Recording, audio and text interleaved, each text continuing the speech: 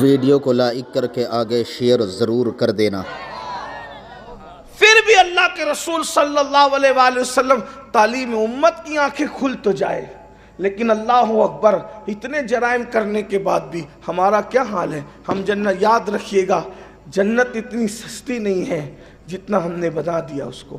تو میں بات یہ عرض کر رہا تھا کہ محشر یہ ہے، اسے محشر کہتے ہیں۔ اب سوچو اس محشر میں سب کو تمنا ہے حضور کی بارگاہ کی حاضری کی، کہ حضور کا قرب مل جائے بگڑی بن جائے، آقا کا قرب مل جائے بگڑی بن جائے۔ اور سوچو ذرا، تصور میں لاؤ، دھیان میں لاؤ کہ وہ محشر میں حضور کی بارگاہ میں حضور کے پاس حاضری کا موقع مل گیا اور عرضی لگائی، یا رسول اللہ میری تو میں نے بنی بگاڑ دی، میرا تو سب کچھ بگڑ گیا، میں برباد ہو گیا، ہلاک ہو گیا، تباہ ہو گیا، دنیا میں کچھ نہیں کر سکا۔ یا رسول اللہ آپ شفاعت فرما دیں۔ جانا تو سب کو وہیں ہے، اسی بارگاہ میں جانا ہے۔ مسلم شریف کی حدیث بہت طویل ہے، ساری کائنات حضور کی بارگاہ میں جائے گی، سب حضور کی بارگاہ میں جا کر کے التجا کریں گے حضور شفاعت کرا دیں۔ بلکہ ایک حدیث تو یہاں تک ہے کہ ابراہیم خلیل اللہ کو بھی اگر حاجت اس دن کسی کی ہوگی تو محمد الرسول اللہ کی حاجت ہو۔ اس حدیث کی ترجمانی میرے امام نے یوں کی ہے کہ وہ جہنم میں گیا جو ان سے مستغنی ہوا ہے خلیل اللہ کو حاجت رسول اللہ کی، ہے خلیل اللہ کو حاجت رسول اللہ۔ میرے آقا صلی اللہ علیہ وآلہ وسلم کے دیوانوں ذرا سوچو، اس وقت حضور کی بارگاہ میں حاضری دی اور عرض کی آقا ہماری شفاعت کر دے، اور اللہ نہ کرے، ہزار بار نہ کرے، صرف تصور میں لاؤ حضور نے یہ کہہ دیا، کیا تو نے میرا فرمان نہ سنا تھا کہ جس نے جان بوجھ کر نماز چھوڑ دی قیامت کے دن اس کے ساتھ میرا کوئی وعدہ نہیں۔ اگر اللہ نہ کرے حضور یہ کہہ دیں، اللہ نہ کرے کہہ دیں، حالانکہ ان کی کرم سے ایسا نہیں لگتا کہ وہ کہیں گے، لیکن وہ غیور بہت ہے، وہ بہت باغیرت ہے۔ جگر مراد آبادی نے کہا تھا، اس امت آسی سے نہ منہ پھیر خدایا، نازک ہے بہت غیرت سلطان مدینہ۔ وہ بہت غیور ہستی ہے، اللہ کی مخلوق میں ان سے بڑا کوئی غیرت مند ہے ہی نہیں۔ اللہ نہ کرے اگر رخ انور پھیر لے، اللہ نہ کرے اگر چہرہ والضحیٰ پھیر لیں، اللہ نہ کرے اگر حضور علیہ الصلوۃ والتسلیم رخ انور پھیر کر کے کسی اور طرف چہرہ انور کر لے، بتاؤ کہاں دہائی دو گے؟ کس کی بارگاہ میں دستک دو گے؟ کہاں جاؤ گے؟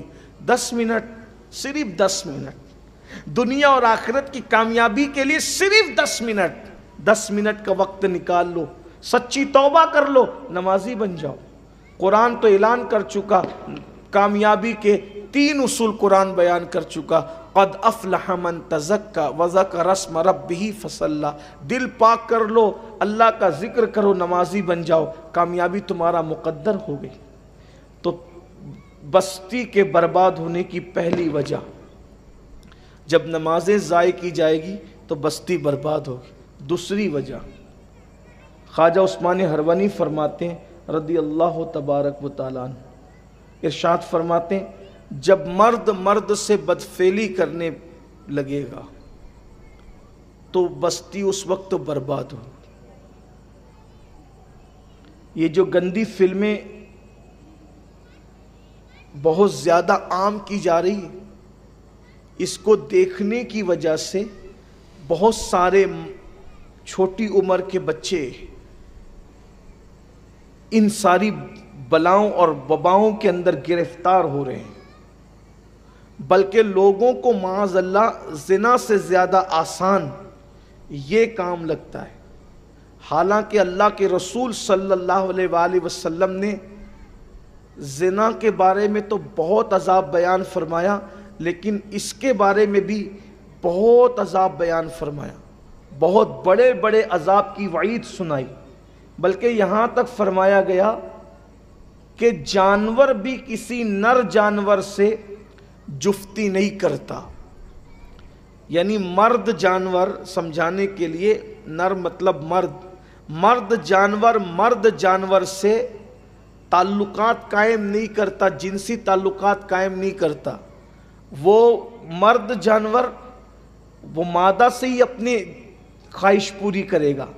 جانوروں میں صرف ایک جانور ہے جس کو خنزیر اور سور کہتے ہیں، سور یہ کام کرتا ہے، جانوروں میں بھی سور یہ کام کرتا ہے۔ اسی لیے بزرگوں نے اور صوفیاء نے لکھا کہ یہ بدفعلی، مردوں کے ساتھ بدفعلی کرنے والا مرد جب اپنی قبر میں جائے گا تو وہ سور کی شکل اختیار کر جائے، اور یہ بلا بڑھتی جا رہی۔ کچھ لوگ یہ بھی کہتے ہیں کہ علماء یہ عنوانات کیوں بولتے ہیں مائک پر، کیا ان کو بولتے ہوئے شرم نہیں آتی اس طرح کی بات؟ میں کہتا ہوں کہ جس قوم کو یہ گندے جرائم کرتے ہوئے شرم نہ آتی ہو تو اس وقت تو علماء پر فرض ہو جاتا ہے کہ ایسی بے شرم قوم کو شرم دلانے کے لیے اس گناہ کے عذاب کو کھول کھول کر بیان کیا جائے۔ اس لیے کہ جب قوم اتنی بے شرم ہو جائے کہ وہ اتنے گندے کام کرنے لگے تو پھر ان کو عذاب سے نہ ڈرائیں گے تو پھر کیا کریں؟ آپ غور تو کریں، اس بلا کے اندر 16-15 سال کے جوان سے لے کر کے 80 سال تک کا بڈھا بھی گرفتار نظر آ رہا ہے، الا ماشاءاللہ، اللہ جس کو بچا لے۔ یہ سب گندگی، فلموں کی گندگی کی نحوست ہے۔ کیا عرب کیا عجم معلومات لیں، یہ گناہ تیزی سے بڑھتا جا رہا ہے۔ اور خواجہ عثمان ہروانی نے اپنے دور میں تقریباً آج سے 900 سال پہلے حدیث پاک کے حوالے سے فرمایا کہ تباہ ہوں گے، ممالک تباہ ہوں گے، ممالک برباد ہوں گے۔ اور یہ بات بھی آپ سن لیں، اللہ کرے کہ جو اس برائی میں مبتلا خدا ان کانوں تک یہ آواز پہنچا دے۔ اللہ کے رسول صلی اللہ علیہ وآلہ وسلم فرماتے ہیں جب مرد کسی مرد کے ساتھ بدفعلی کی طرف بڑھتا ہے تو اللہ کا عرش کانپ جاتا ہے، اور قریب ہوتا ہے کہ آسمان ٹوٹ کر لوگوں پر گر جائے، اسی وقت تو دنیا ختم ہو جائے۔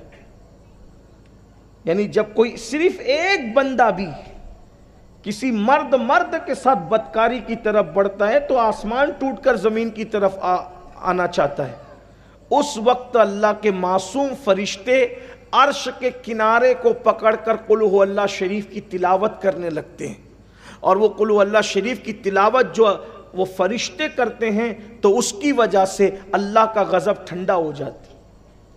قل ہو اللہ شریف کی تلاوت کی برکت ہے کہ وہ آسمان ٹوٹ کر لوگوں پہ گرتا نہیں، اگر وہ یہ نہ کرے تو آسمان ٹوٹ کر لوگوں پر گر جائے، لوگ برباد ہو جائیں۔ ایک حدیث پاک میں اللہ کے رسول علیہ السلام نے ارشاد فرمایا کہ کچھ فرشتے ایسے ہیں جن کو اللہ نے پرندوں کی شکل پر پیدا فرمایا۔ فرشتوں کی مختلف شکلیں بھی ہیں، تو کچھ فرشتے ایسے ہیں جن کی شکلیں پرندوں کی طرح ہے، اور وہ چونچ والے ہیں، چونچ نما ان کی شکل ہے۔ ویڈیو اگر اچھا لگا ہو تو لائک کر کے ثواب کی نیت سے اپنے دوستوں کے ساتھ ضرور شیئر کر دینا، تاکہ وہ بھی اس ویڈیو کو سن کر کے جو ہے اپنی زندگی میں کچھ سیکھ سکیں اور دوسروں کو سکھا سکیں اور گناہوں سے بچ سکیں اور اللہ رب العزت کی عبادت کر سکیں، کیونکہ الحمدللہ سید امین القادری صاحب اپنی ویڈیو کے اندر بہت کچھ اچھا اللہ کے فضل سے سکھاتے ہیں، اور لوگ الحمدللہ سیکھتے ہیں۔ بڑے بڑے گنہگاروں نے سیکھ کر کے جو ہے اپنے گناہوں سے توبہ کر لی ہے اور نمازی بن گئے ہیں، گناہ چھوڑ دیے ہیں۔ یہ ویڈیو الحمدللہ ثواب کی نیت سے اپنے دوستوں کے ساتھ ضرور شیئر کر دیں۔ اللہ حافظ۔ السلام علیکم ورحمۃ اللہ تعالی وبرکاتہ۔